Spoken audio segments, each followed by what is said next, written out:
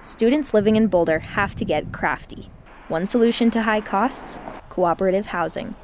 Stephen Williams, a graduate student at CU Boulder, thrives in one of Boulder's co-ops, but might not have that chance in a traditional situation.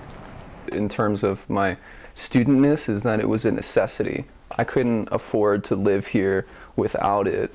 Williams has gone the conventional route before, paying rent with roommates and getting by. He prefers the co-op and sees it as more than just a place to sleep. A lot of us here are engaged in some sort of activism or some sort of social project. Co-op residents also take community to the next level through stewardship, sharing responsibilities, and working to cut costs like food to as low as $1 a day. This place gives something to me, but I can also bring something to this space and contribute in my own way.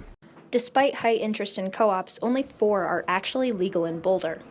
Now, Boulder's occupancy limits call for no more than 3 unrelated people in a house together. So it's not just people in co-ops who are living illegally.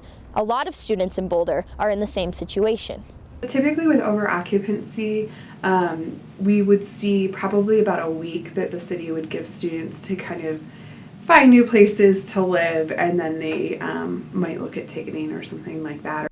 City Council is working on regulating co-ops to provide options for low-income housing, but the proposed measure is highly controversial.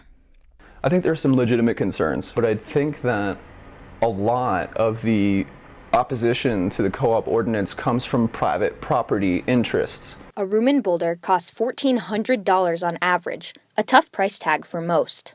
Boulder right now is a really competitive market, and the Denver metro area is really competitive. It really puts a lot of upward pressure on that rent price because the demand is so high, and unfortunately we haven't seen the supply side also come up.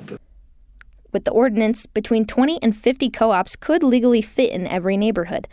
Though many already exist illegally, Boulder residents fear that legality could lead to overcrowding. What I would like to see in terms of a working ordinance is an ordinance that seems to reflect the experiences and the opinions of the people who live in co-ops.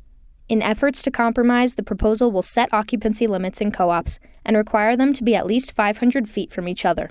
It's not a perfect solution, but those like Stephen would rather have imperfection than no progress at all. Jordan Siemens, NewsTeam Boulder.